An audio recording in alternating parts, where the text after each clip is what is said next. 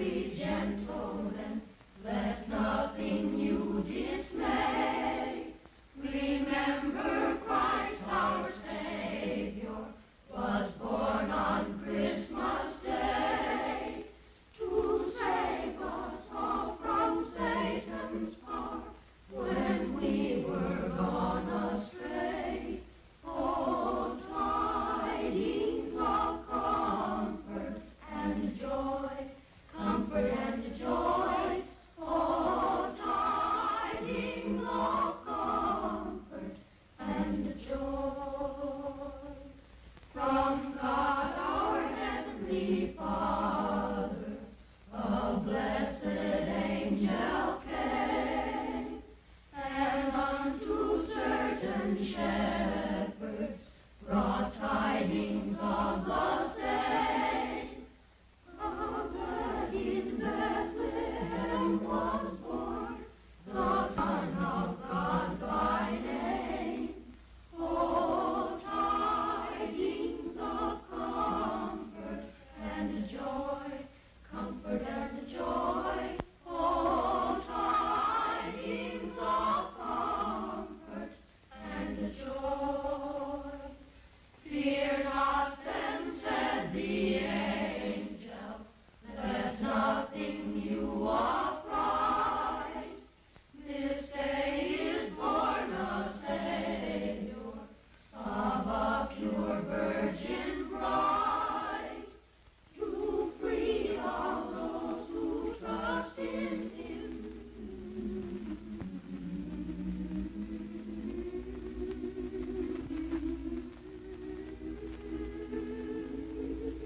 Gilbert K. Chesterton once said, "In everybody there is a thing that loves children, fears death, and likes sunlight. And this thing enjoys Charles Dickens." Before I tell you about the Christmas Carol, let me read to you what Charles Dickens himself wrote about this story. I have endeavored in this ghostly little story to raise the ghost of an idea which shall not put my readers out of humor with themselves, with each other, with the season, or with me. May it haunt their houses pleasantly. Charles Dickens. To begin with, Jacob Marley was dead. There is no doubt about that. You will therefore permit me to repeat emphatically that Marley was as dead as a doornail. Did Scrooge know that he was dead? Of course he did. Ebenezer Scrooge and he had been partners for I don't know how many years. Scrooge never painted out Marley's name, and so there it stood 7 years afterwards above the warehouse door. Ebenezer Scrooge. Oh, but he was a tight-fisted old sinner, hard and sharp as flint. The cold within him froze his features because he always carried his own low temperature with him. And he didn't thaw 1 degree, not even at Christmas.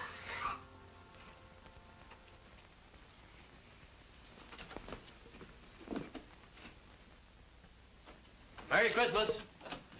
Merry Christmas, Uncle. God save you. Christmas. Humbug. Christmas, a humbug? Uncle, you don't mean that, I'm sure. What reason have you to be merry? You're poor enough.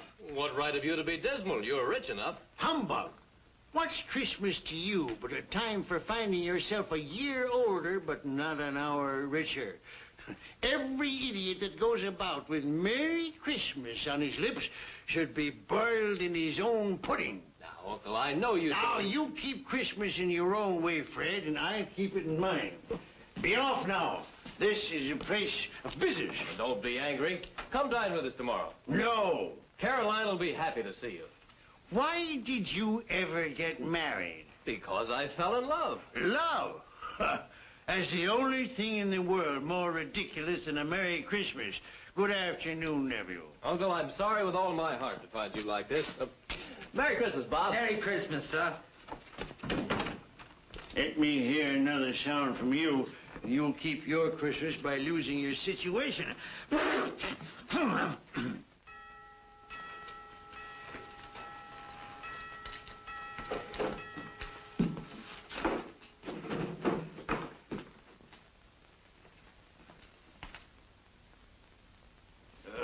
You'll, You want all day tomorrow, I suppose, Crescent.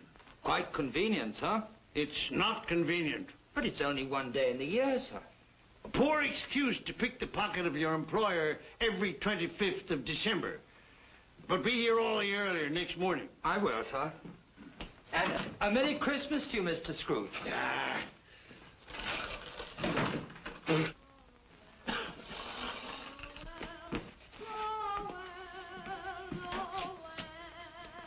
Christmas. Nonsense. Humbug.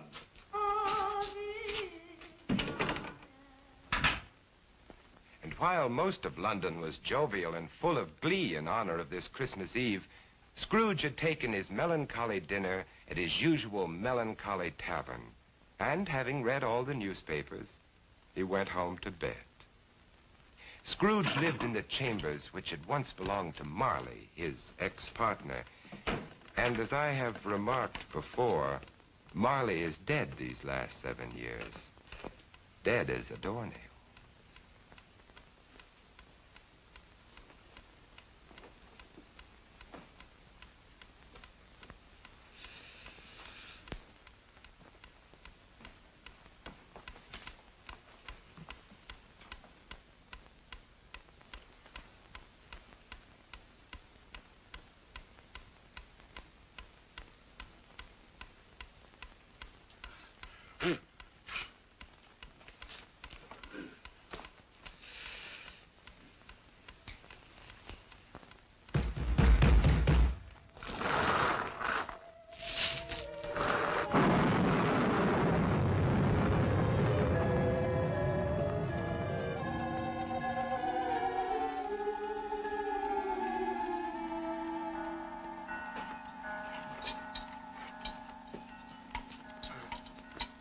Ebenezer Scrooge? How now? What do you want of me? Much. Who are you? Life I was your partner, Jacob Marley. You don't believe in me? I don't. What evidence would you have of my reality beyond that of your own senses? I don't know. Then why doubt your senses? Because a slight disorder in my stomach could make my senses cheat me. You might be an undigested bit of beef, a blot of mustard, a fragment of underdone potato. Humbug, I tell you, humbug! Mercy on me, dreadful apparition. Now, do you believe in me or not? I do. But why do you come to plague me? And why do you wear that ponderous chain? I made it, link by link in my life, as you are doing for yourself on earth. It is now a part of my penance, and I am here tonight to warn you of a fate such as mine. But Ebenezer, if you change your ways, you have a chance of escaping my doom. You were always a good friend to me, Jacob. Thank you. Thank you. You will be haunted by 3 spirits. Without their visits, you cannot hope to shun the path I tread. Expect the first tomorrow, when the bell tolls 1. Expect the next on the following night at the same hour, and the third on the next night, when the last stroke of 12 has ceased to vibrate. Couldn't I take them all at once, Jacob, and have it over with? Look to see me no more, and look that for your own sake you remember what has passed between us.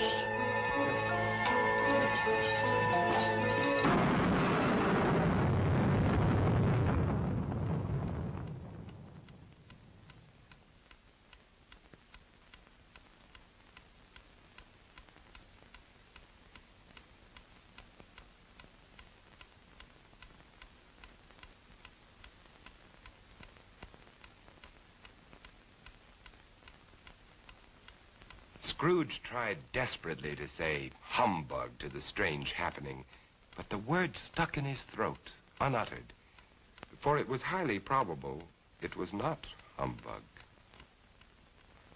Being very much in need of repose from the experience he had undergone, or shall I say, fatigues of the day, he went straight to bed without undressing and fell asleep in an instant. A few hours later,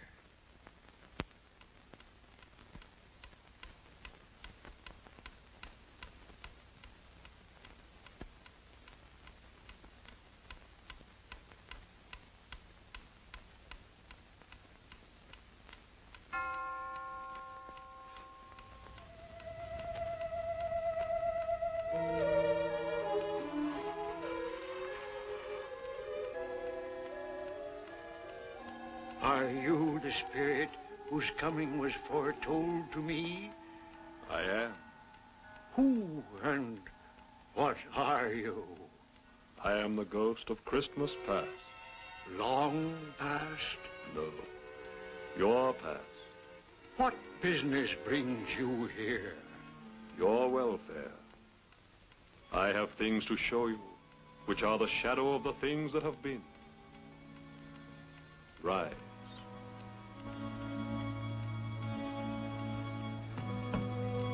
And walk with me.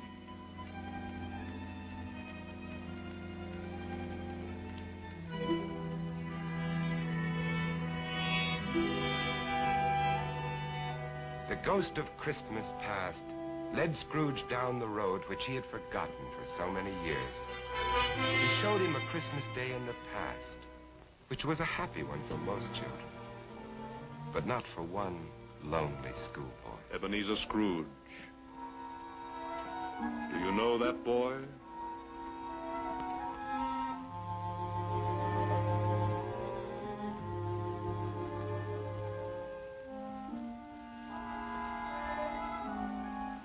Yes, yes, I do. It is I as a boy. Oh, I remember that Christmas well. I felt so lonely. My playmates, they didn't like me. It was because you had shunned them.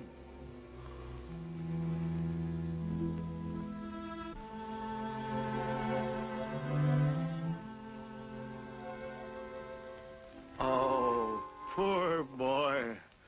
I wish What is the matter? there was a boy singing a Christmas carol on the street last night. I should have liked to have given him something, that's all. Shall I show you another Christmas, 40 years ago, when a fair young girl released you from your marriage contract? No, no. Because she discovered you had ceased to love her. Your greed, avarice, and desire for wealth had killed the love she had for you. No, no, Spirit. Show me no more. Leave me. Haunt me no longer. Awakening in the middle of a prodigiously tough snore and sitting up in bed to get his thoughts together, Scrooge had no occasion to be told that the bell was again upon the stroke of one.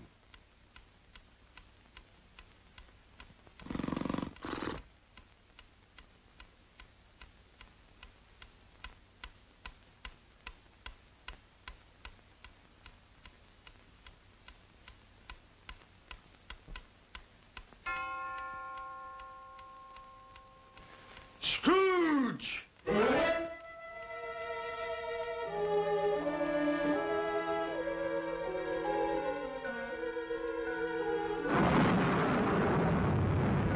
I am the ghost of Christmas present. Look upon me. Yes, Spirit. Conduct me where you will. I went forth last night on compulsion, and I learned a lesson which is working now. Tonight, if you have aught to teach me, let me profit by it. Touch my robe.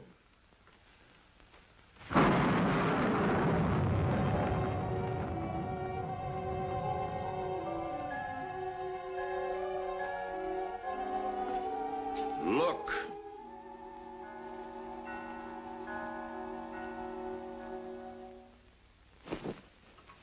Belinda, bring the plates. Oh, Mother, Belinda, there's a great deal of work to be done. Help your sister. Missy, you get the If I came by outside, I could smell the sage and the onions. And you knew it was off, Mother. Oh, I certainly did, boy. Peter, set the chairs. Can I put some chestnuts on the fire, Mother? No, your father will do that when he comes. What is forgotten your precious father and your brother, Tiny Tim.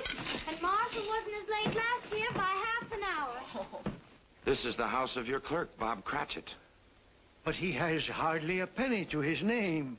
I, the ghost of Christmas present, have blessed his house. Here comes Bob now with another member of his family, Tiny Tim. And a Merry Christmas, everybody. And there you are, Tiny Tim, right in your own chair. Merry Christmas, Bob. And Martha. Yes, here I am again. Christmas wouldn't be Christmas without Martha coming to visit us. Bob. And how did Tiny Tim behave today, Bob? Fine. He told me coming home that he was glad he'd been to church, because it's pleasant to remember that the day is called Christmas, after he who made the lame to walk and the blind to see. Oh, what a beautiful Christmas table. It would be more beautiful if we had a turkey, but we'll manage. Of course we will. See what a happy family your clerk has on only 15 shillings a week? Tiny Tim. I didn't know he was sick and a cripple. Mr. Scrooge. I give you Mr. Scrooge, the founder of the feast. The founder of the feast, indeed. I wish I had him here. I'd give him a piece of my mind to feast upon. Dear, it's Christmas Day. It should be Christmas Day, I'm sure, when one drinks the health of such an odious, stingy, hard, unfeeling man as Mr. Scrooge. My dear, it's Christmas. Very well. I'll drink his health for your sake, and because it's Christmas. Long life to him. A Merry Christmas and a Happy New Year. A Merry Christmas and a Happy New Year. God bless us, everyone.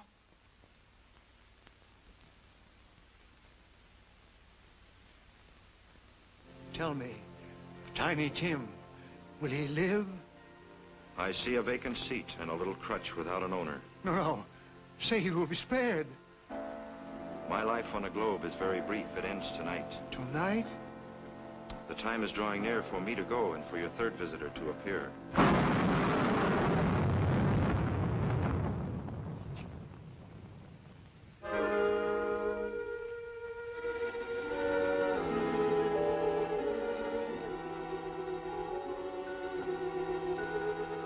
I am in the presence of the ghost of Christmas yet to come. Ghost of the future, I fear you more than any specter I have seen. But lead on, I want to know.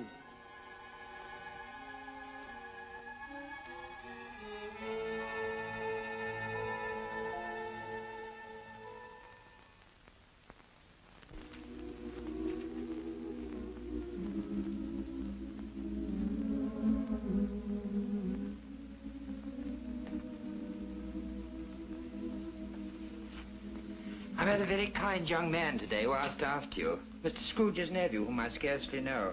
I told him about Tiny Tim, and he said, I'm heartily sorry for you and your good wife. By the by, how he ever knew that, I don't know. Knew what, dear? That you were a good wife. Oh, everyone knows that. And he said, if I can be of any service to you at any time, pray come to me.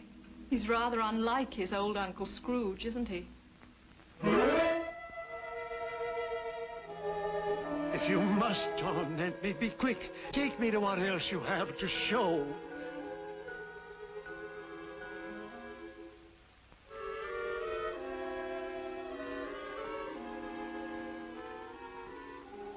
I don't know much about it either. I only know he's dead. When did he die? Last night, I believe. What had he done with his money? I haven't heard. But he'll have no use for it where he's going. It's likely to be a cheap funeral. For upon my life, I don't know anyone to go to it. Suppose we make up a party and volunteer. When I come to think of it, I'm not at all sure that I wasn't his most particular friend. For we used to stop and speak whenever we met. I don't mind going to his funeral if lunch is provided. Tell me what man they are speaking of. Who is it that lies dead?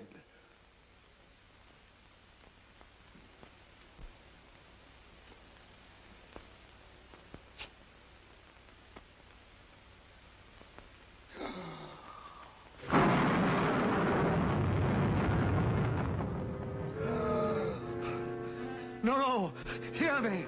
I am not the man I was. Assure me I yet may change the shadows you have shown me. I will honor Christmas in my heart and try to keep it all the year. Tell me I may sponge away the writing on this stone.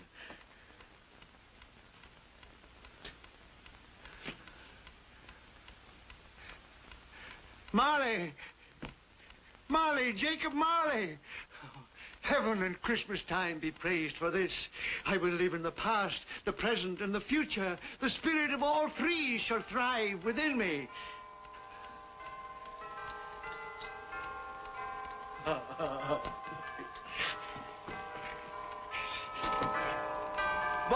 oh boy! Yes, sir?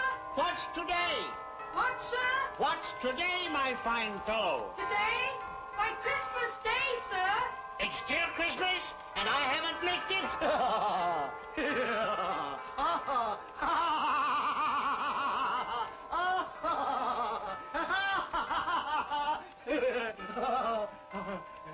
For a man who had been out of practice for years, Scrooge gave a most illustrious laugh, the father of a long line of brilliant laughs.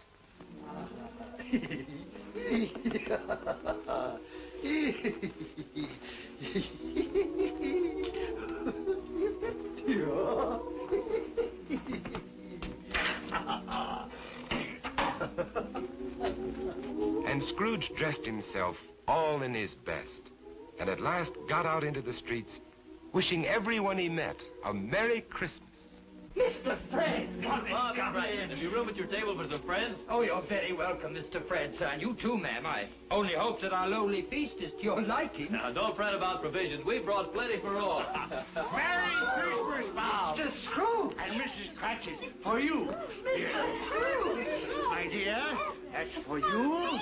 Darling, for you. For me? And you, sir. Oh, Mr. Scrooge, I don't know how we can ever thank you. Don't.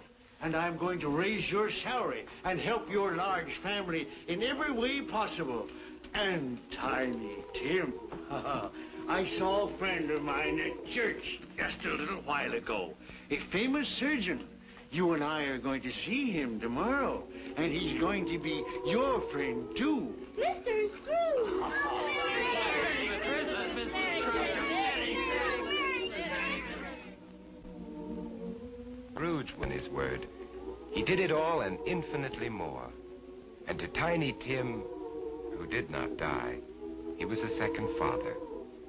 Scrooge had no further dealings with ghosts, but it was always said that he knew how to keep Christmas well, if any man alive possessed the knowledge. May it truly be said of us, and all of us.